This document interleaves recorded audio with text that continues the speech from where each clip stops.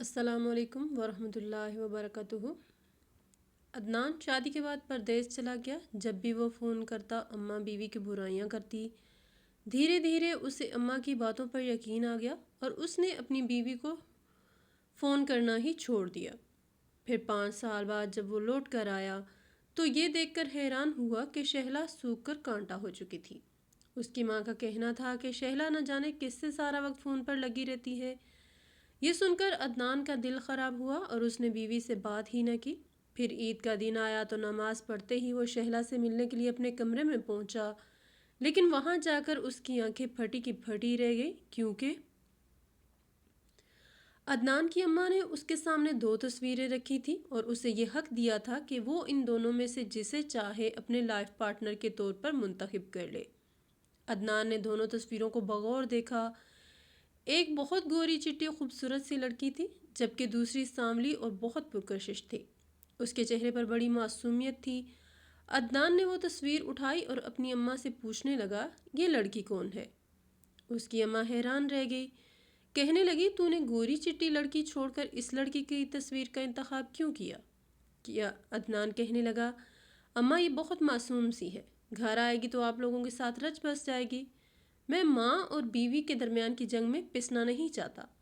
یہ سن کر عدنان کی اماں مسکرا اٹھی اور کہنے لگی، ہاں یہ بات تو نے بالکل ٹھیک کہی، یہ یتیم بچی ہے، اس کے آگے پیچھے کوئی نہیں ہے، ماموں کے گھر رہتی ہے، وہ بس فرض کے طور پر اس کی شادی کرنا چاہتے ہیں، اگر تجھے یہ پسند ہے تو میں یہیں تیرے رشتے کی بات کر دیتی ہوں۔ مجھے تو گوری والی پسند تھی، لیکن تیری بات اپنی جگہ بالکل ٹھیک ہے، یہ گوری چٹی آئے گی تو ہمیں ہی نخرے دکھائے گی۔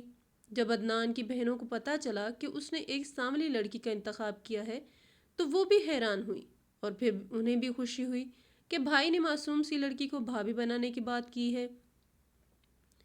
پھر اس کی اماں اور بہنیں رشتہ لے کر گئیں اور چٹ پٹ رشتہ بھی طے ہو گیا۔ لڑکی کے نصیب بہت ہی اچھے تھے۔ یہاں رشتہ طے ہوا، وہیں عدنان کا وہ ویزا لگ کر آ گیا جو سالوں سے اٹکا ہوا تھا۔ دراصل عدنان کئی سالوں سے پردیس کی نوکری کے چکر میں لگا ہوا تھا، لیکن ہر بار اس کے ویزے میں کوئی نہ کوئی مسئلہ ہو جاتا تھا، اور یہاں رشتہ ہوتے ہوئے ایک دم اس کا ویزا لگ کر آ گیا اور اس کی پردیس میں بڑی اچھی نوکری پکی ہو گئی۔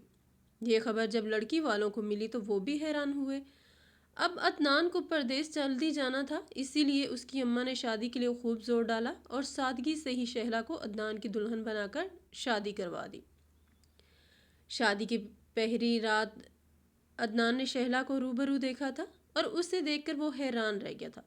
وہ سانولی لیکن بہت پرکشش تھی۔ اسے دیکھ کر عدنان کو اس بات پر یقین آ گیا تھا کہ گورے رنگ سے زیادہ سانولا رنگ خوبصورت ہوتا ہے۔ شہلا نہ صرف خوبصورت تھی بلکہ اس کی باتوں میں بڑی مٹھاس تھی۔ شادی کی رات ہی عدنان نے شہلا سے وعدہ کیا تھا کہ وہ اسے زندگی کی ہر خوشی دے گا۔ یہ بات سن کر شہلا کی آنکھوں میں آنسو آ گئے تھے۔ وہ کہنے لگی کہ ماں باپ کے انتقال کے بعد سے میں تو بس زندگی گزار رہی ہوں، ہر رشتے نے مجھے اپنی غرض کے لیے استعمال کیا ہے، اسی لیے اب میں زیادہ کسی سے امید نہیں رکھتی، میرے نصیب اتنے اچھے نہیں ہیں کہ مجھے خوشیاں مل سکیں، میری زندگی میں بس آزمائشیں ہی لکھی ہیں۔ شہلا کی بات سن کر عدنان نے اس سے وعدہ کیا کہ وہ اسے کسی طرح کی کوئی تکلیف نہیں ہونے دے گا۔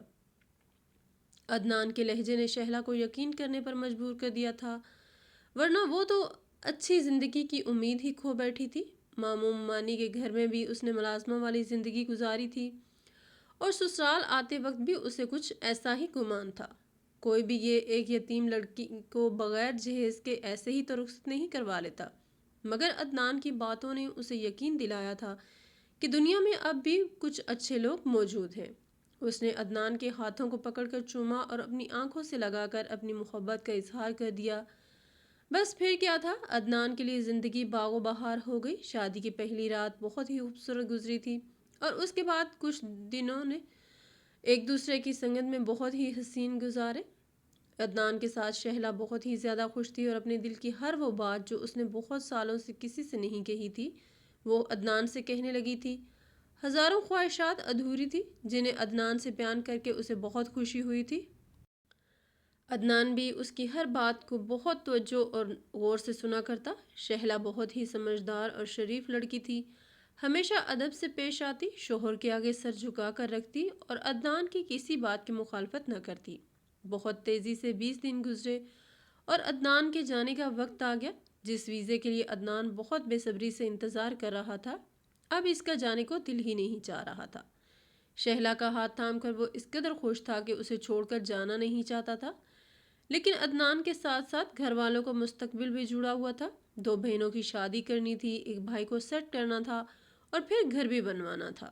پھر عدنان چاہتا تھا کہ جس طرح اس نے ساری زندگی سٹرگل کی ہے، اس طرح اس کے بچوں کو نہ کرنی پڑے۔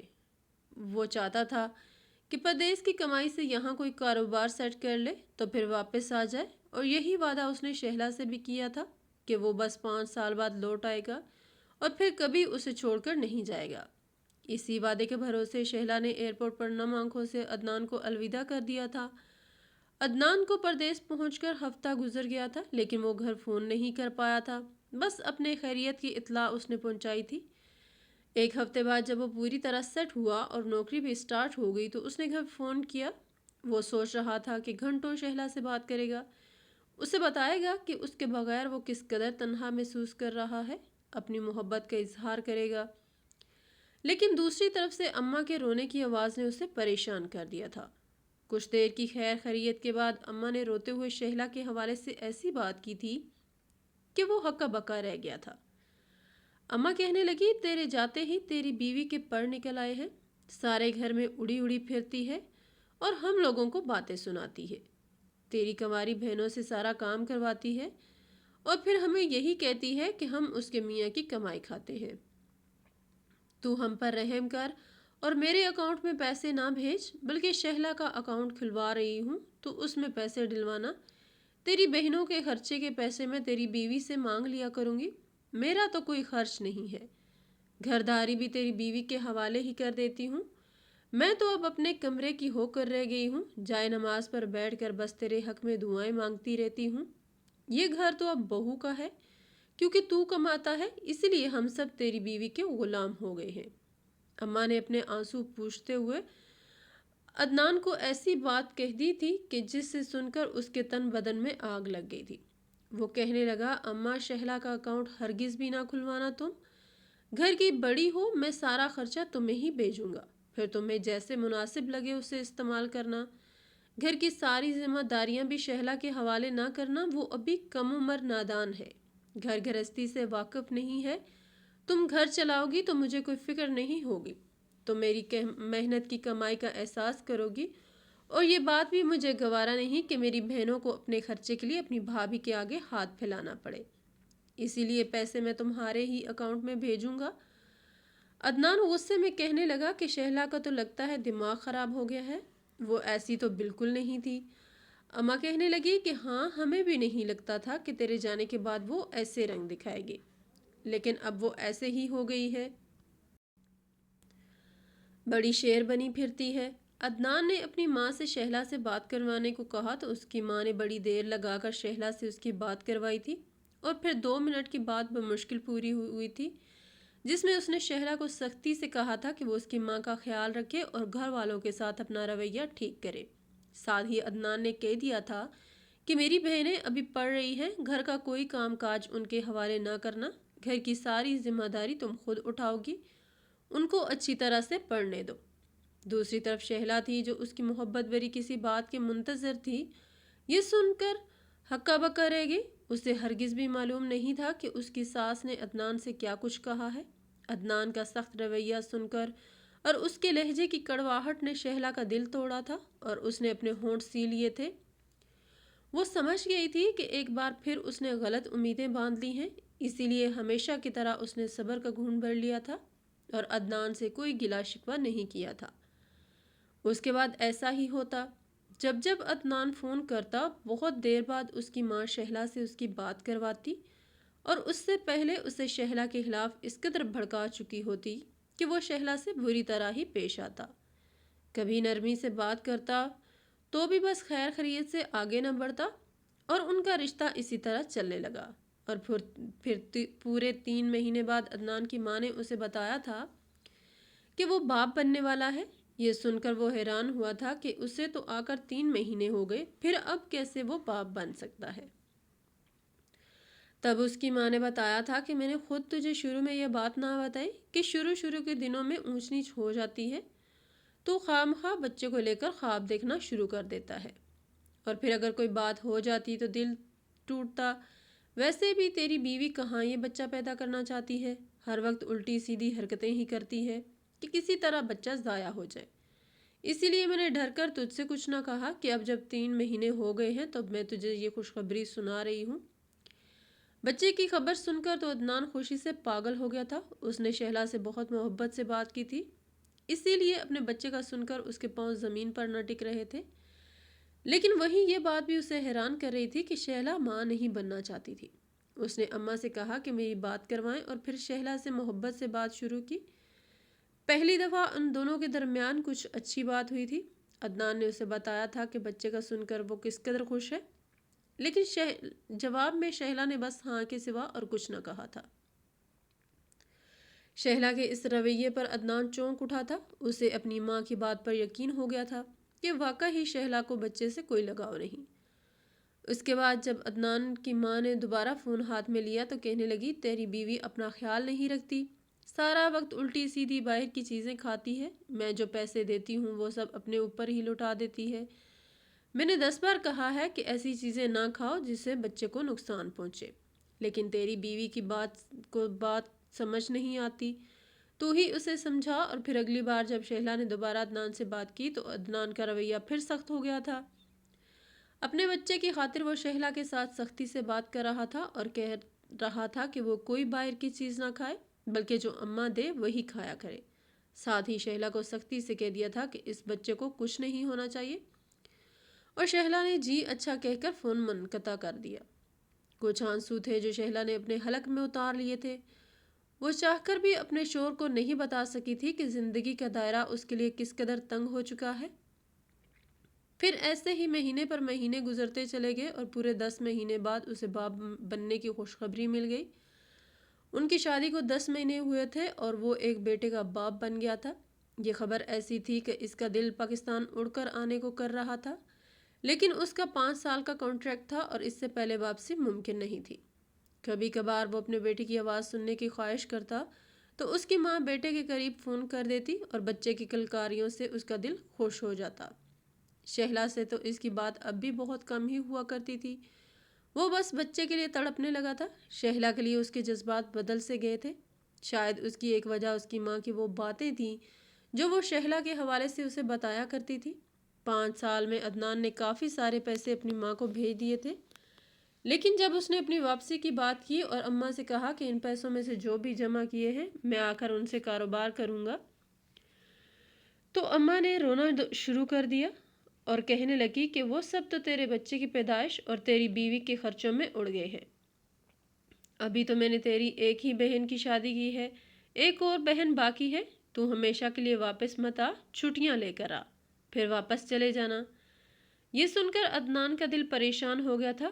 اس نے تو شہلا سے 5 سال کا ہی وعدہ کیا تھا اور جتنے لاکھوں پیسے اس نے بھجوا دیے تھے، اتنے میں تو اب تک وہ ایک بڑا کاروبار شروع کر سکتا تھا، لیکن نہ جانے اماں سے کیسے خرچے کروائے تھے کہ کچھ بچا نہیں تھا۔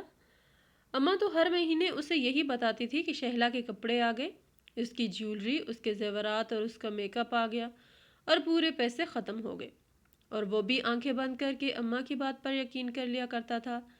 اور اب بھی اسے یہی لگ رہا تھا کہ شہلا کی وجہ سے پیسے جمع نہیں ہو سکے، کیونکہ اس کی اماں تو ہمیشہ سے ہی جمع جوڑ کرنے والی عورت تھی۔ اسے شہلا پر شدید غصہ آ رہا تھا۔ پھر نوکری چھوڑنے کے بجائے وہ چھٹیاں لے کر واپس لوٹ آیا۔ گھر پہنچا تو اپنی اماں کو دیکھ کر بہت خوش ہوا، ان کے سینے سے لگ کر رونے لگا۔ سامنے ہی اس کا 4 سالہ بیٹا کھیل رہا تھا، جسے دیکھ کر عدنان کے لیے خود پر قابو پانا مشکل ہوا۔ دوڑ کر بچے کو گود میں لیا اور اسے چومنے لگا۔ بچہ جو پہلی بار اپنے باپ کی قربت کو محسوس کر رہا تھا، اس محبت پر رونے لگا، لیکن عدنان اس قدر دیوانہ ہو رہا تھا کہ دبا دبا کر بچے کو پیار کر رہا تھا۔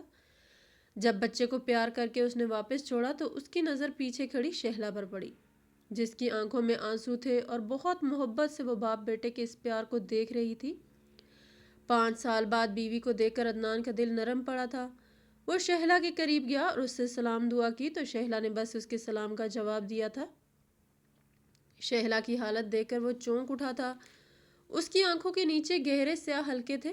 وہ سوکھ کر کانٹا ہو چکی تھی، سانولی رنگت کملا کر کالی ہو گئی تھی اور چہرے پر صدیوں کی تھکن تھی۔ عدنان کی نظر شہلا کے کپڑوں پر پڑی تو وہ بالکل ہی چونک گیا، کیونکہ شہلا نے بہت پرانا بوسیدہ سا لباس پہن رکھا تھا جس میں کہیں کہیں ہاتھ سے پیوند کاری بھی ہو چکی تھی۔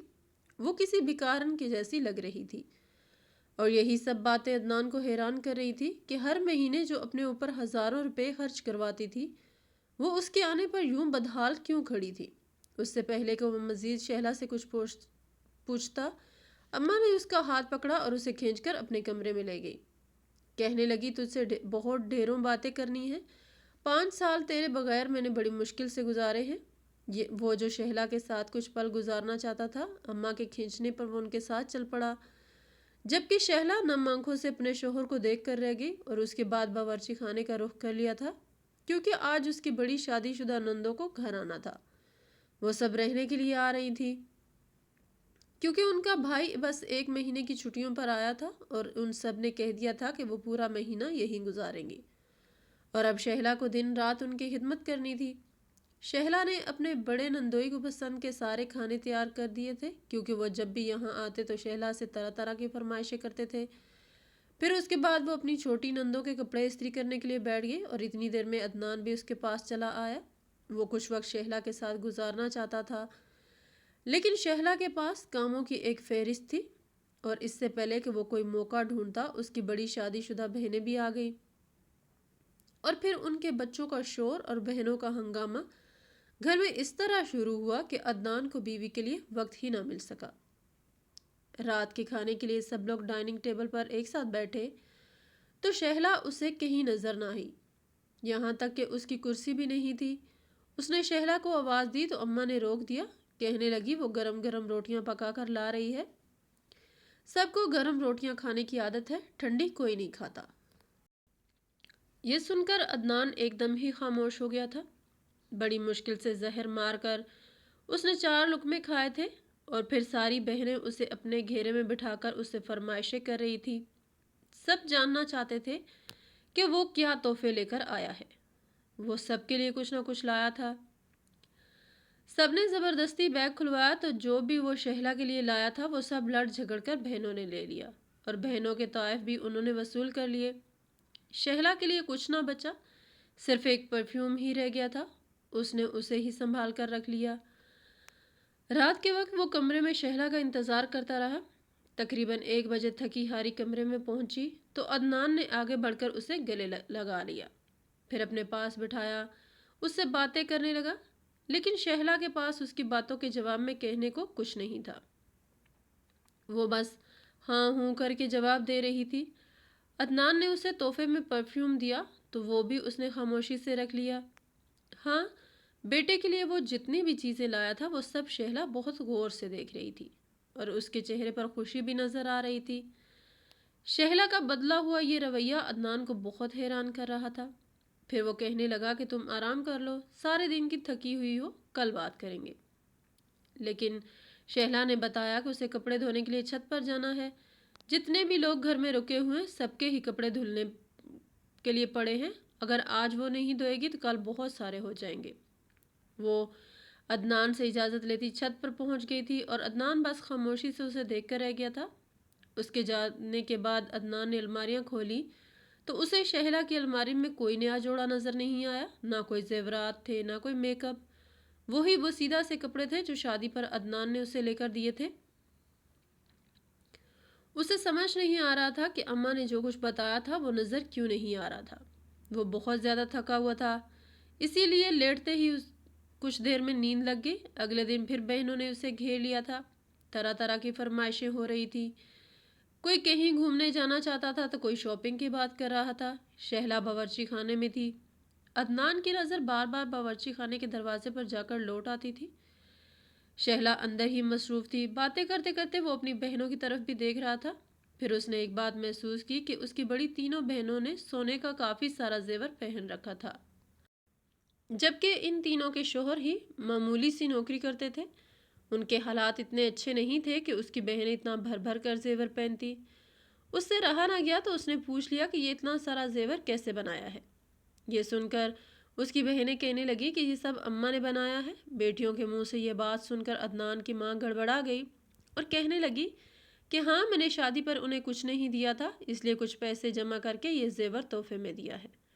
عدنان خاموش ہو گیا۔ پھر چھوٹے بھائی نے بتایا کہ اس نے اپنا کارخانہ کھول لیا ہے تو وہ مزید حیران ہوا۔ اس کے بھائی نے تو کبھی زندگی میں کچھ نہیں کیا تھا، پھر اس کے پاس اتنا پیسہ کہاں سے آ گیا تھا کہ اس نے کارخانہ ہی کھول لیا تھا۔